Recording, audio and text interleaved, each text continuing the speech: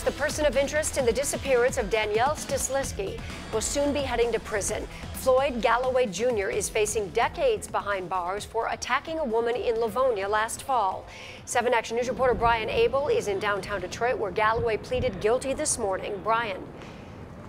Well, Galloway rejected a plea deal less than 2 weeks ago, but today a new deal that he pled guilty to. In turn, prosecutors, they dropped the charges of assault with intent to commit murder to get this done. And this morning, Galloway, he pled guilty to kidnapping, which could see him serve anywhere between 16 and 35 years in prison for an attack on a Livonia jogger in Hines Park back in September of last year, where the victim described getting dragged, punched, and strangled while her attacker demanded sex and tried taking her clothes off. At one point, the jogger couldn't breathe and did go unconscious. She was, however, able to regain consciousness and fight him off before flagging down a car. Now, this all happened about 2 months before Danielle Stislicki disappeared. Galloway has been a suspect in that case, and police searched his home at one point, taking potential evidence for the case. He was a security guard where she worked. Now, Stislicki's mother was in court today for today's plea deal.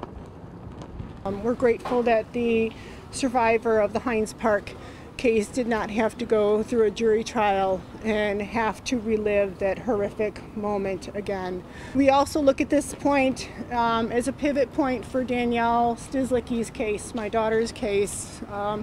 We came here today, my daughter Holly and I, to represent Danielle for the opportunity of maybe even a glimpse of seeing Floyd, and that him knowing that we're here. And we're going to continue to be here, and we will be here until justice is served on Danielle Stislicki's case.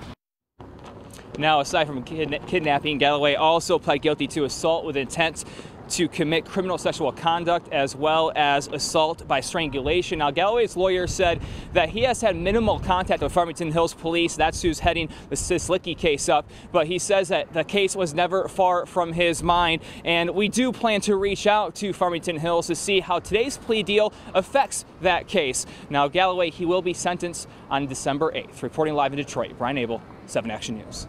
All right, update us as you learn more later on today, Brian. Thank you so much for the live report.